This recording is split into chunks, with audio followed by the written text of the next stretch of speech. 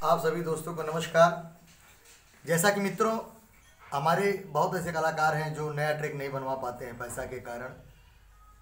तो उन मित्रों से मेरा निवेदन है कि किसी भी तरह का हिंदी भोजपुरी ट्रैक बनवाने के लिए संपर्क कर सकते हैं। आइए, मैं अपने मिडी कीबोर्ड से कुछ बजाया हूँ, उसमें आपको मैं सुना रहा हूँ। आइए हमारे डेस्कटॉप पे चलते हैं।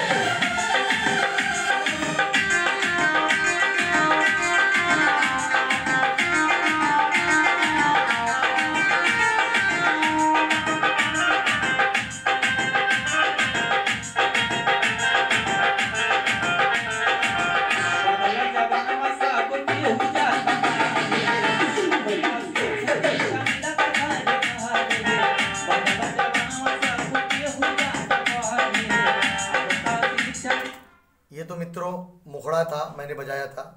आइए आप लोगों को आंध्रा दिखाता हूँ। मैं वीडियो से बजाया हूँ, सुनिएगा।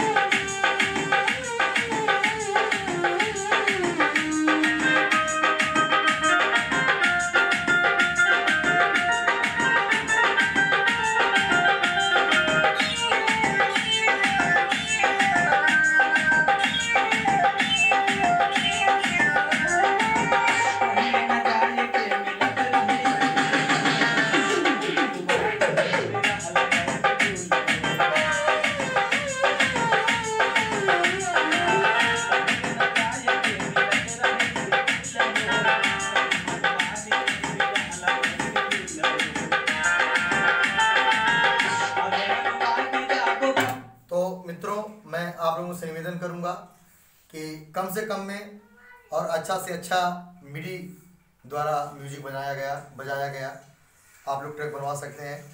तो आप लोग मुझे यूट्यूब पे फॉलो करें, मेरा नंबर आपको डिस्क्रिप्शन में मिल जाएगा। आप लोग ज़रूर मुझसे संपर्क करें, आप लोगों का भोजपुरी हिंदी म्यूजिक ट्रैक जरूर बनेगा। नमस्कार।